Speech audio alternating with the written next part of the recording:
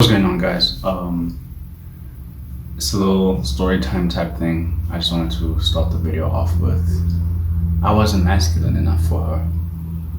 You know, a little backstory. This happened obviously during this 4 years that I've been stuck at home, and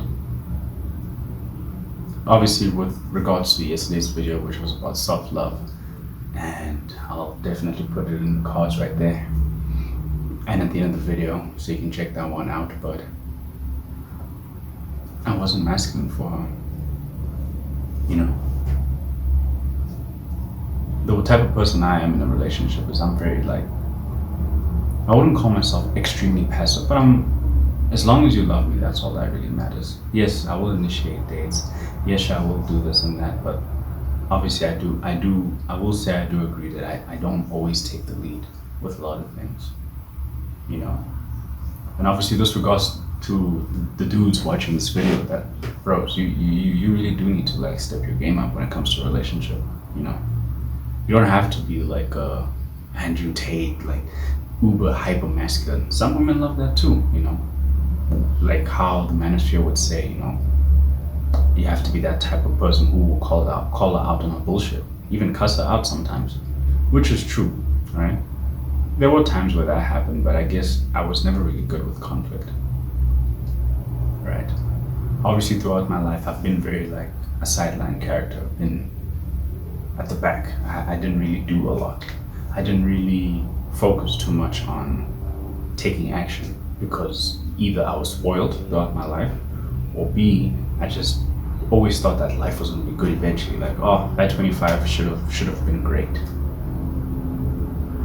Until life had to happen and I got into this space. I became a self-improvement guy. And with self-improvement, it needs a lot of work.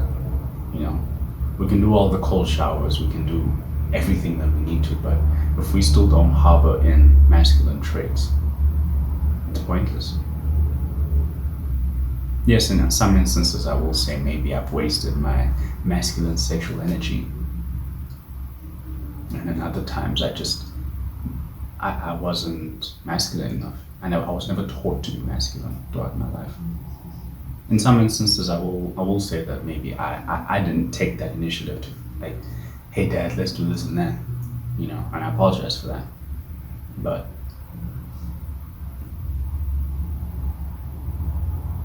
I won't lie, it's affected my life a lot. That there's that fear of taking action, taking the lead. I've always thought of myself as a leader, but you know, being a leader is not always being the guy in the front line. It's also how you are in life personally. Do you take action? If shit is like fucked up, how do you deal with the situation? You don't just sit back and be like, oh, that's life. Shit happens. There's some times where, you know, you've come through a situation where you know that this is something I can't control, but there are situations in life where you do have to put a little effort into it. And I didn't do that. You know, I remember throughout my life, especially when I started high school, I remember, and I started feeling these feelings of anxiety and depression. I was always told, nah, don't worry about that.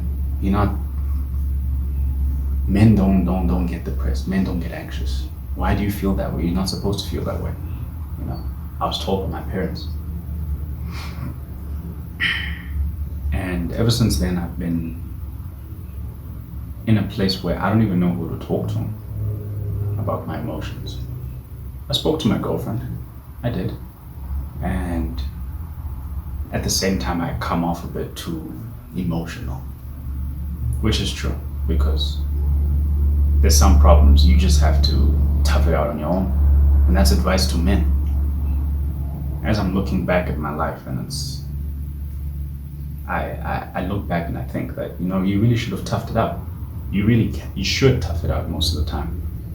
In other times, I would recommend speaking to a professional, because some people just really might not understand that. I never took action. I never took lead, you know. Yes, in some instances I can blame that maybe she was a bit dominant in the relationship. She was a very like, hey, let's do this, hey, let's do that, you know.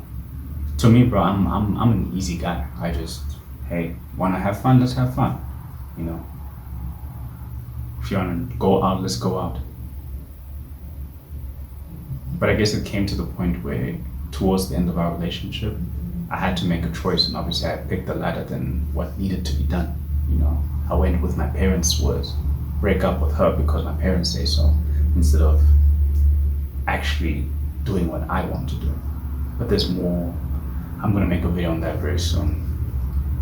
It's crazy, you know. I went to Reddit for advice, and even they say, bro, you should have went with, you know, someone you loved. If your parents are too toxic to not see that, you know. I tried my best. I remember I think we still talk, so she sent me reels, and the reels are like about women shouldn't be building their boyfriends, which is true, you know. And I guess this basically comes down to the thing where this is to women now. If you don't want to be with somebody who's in the process of building his life up, don't stick around. If you're really desperate for a man who's super masculine right now, because of the person that you actually want who is actually like still in the rut, leave. I've always told all my partners, especially during this 4 years I've been stuck at home, right? I kept telling them, like, look, I might not be the right type of person for you right now. I'm still under construction, literally, right? We can have some fun together, we can do whatever, but I might not be emotionally available right now because I have my own demons that I have to battle first. And that's why it also ties in with yesterday's video. I don't want to come off as a person who's not masculine or a person who has problems. I want to be able to not just provide, but also provide solutions, being there for you, being fully there, not like, oh, I'm there, but I still have my own shit. I'm not saying we can't solve all the problems that we have in life. Some shit will just always be there. But there has to come a point where a man has to be prepared 100%. Be ready to provide and secure and protect. Not just your girlfriends, but your loved ones too. Everybody I know in my life doesn't see me as a masculine man. And I guess the question still begs, do I see myself as a masculine man? I don't. Because my life wouldn't be the way it is right now had I not, if I was masculine. I would have taken more action. I've mentioned it throughout all my videos, you know, teased it a little bit with stories and being bullied, porn addiction, all this weird stuff. Maybe I'm being too hard on myself, but you know, when you take a backseat in life so much in life and you're actually tired of taking a backseat, it does get frustrating. With good reason, you know. We still love each other. We still speak to each other. But it's not only for her, it's for me too. I need to prove to myself that I'm able to take action in my life. And this is my advice to you guys. Don't hold back. I've read through the Reddits. There are men who feel the same way, who don't feel masculine. I mean, yes, having a dick and balls is like, you know, and testosterone is like one thing, but it's all about the actions and what you do in life. I hope I really made sense in this video. It's more of another confessional type video. Hopefully maybe some guy out there resonates with the video, and it's not easy, man. It's not easy. I am going along as I go, and I am going to be coming up with different types of advice and all kinds of sort of solutions. But for now, this is just a confessional saying that she didn't find me masculine. She still doesn't find me masculine. It's not just her, maybe it's a lot of people around the world, my friends and family.